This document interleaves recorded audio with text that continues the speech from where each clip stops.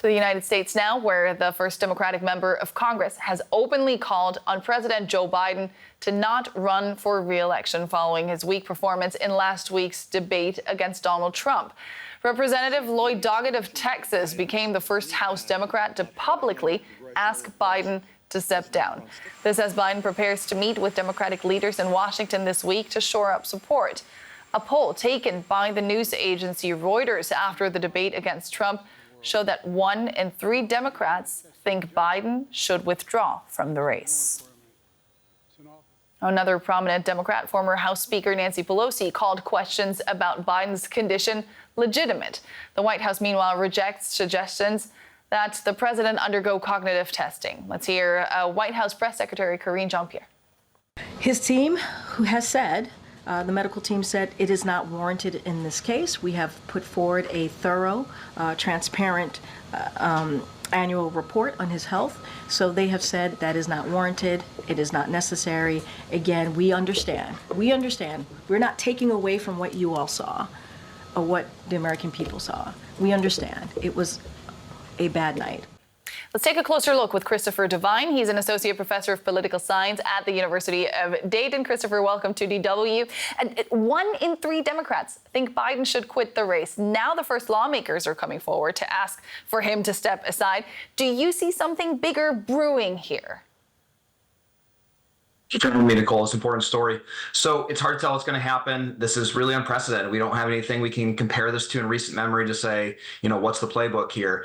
But we do see growing concern about Joe Biden. It didn't start last week. There was already a concern among Americans, including Democrats and independents, about Joe Biden's age and his ability to handle 4 more years in office. And I think after seeing some confirmation of some of those worst fears about his abilities last week, you're going to see those concerns grow, and we're seeing that reflected in some of the polling numbers now.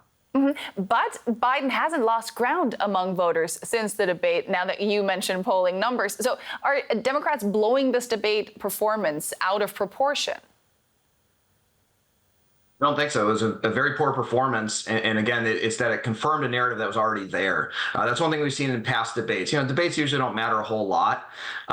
People kind of root on their preferred candidate for the most part.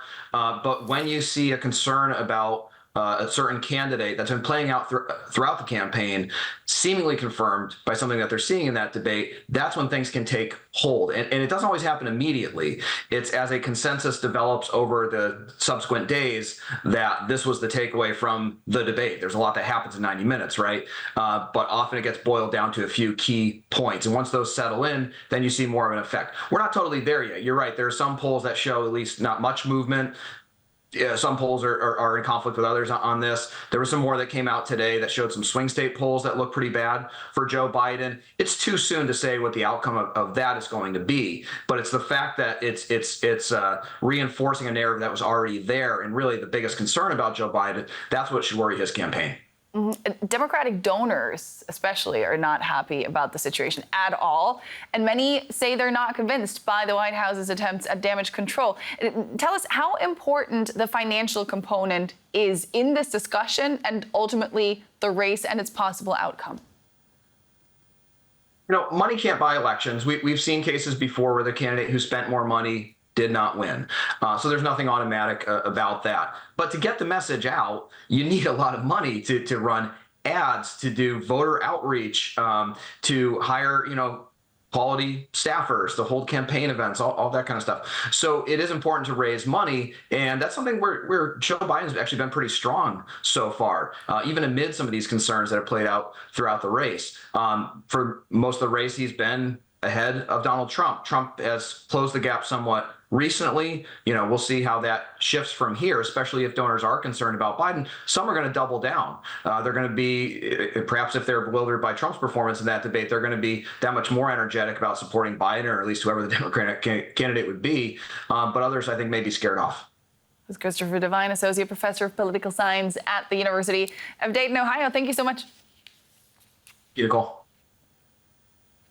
Hurricane Beryl is heading toward Jamaica and Mexico after battering the southeast Caribbean. Some islands have reported massive damage with at least 6 deaths. On Monday, Beryl became the earliest storm to develop into a Category 5 storm, but it's now been downgraded again to a Category 4. It's expected to bring life-threatening winds and storm surges to Jamaica.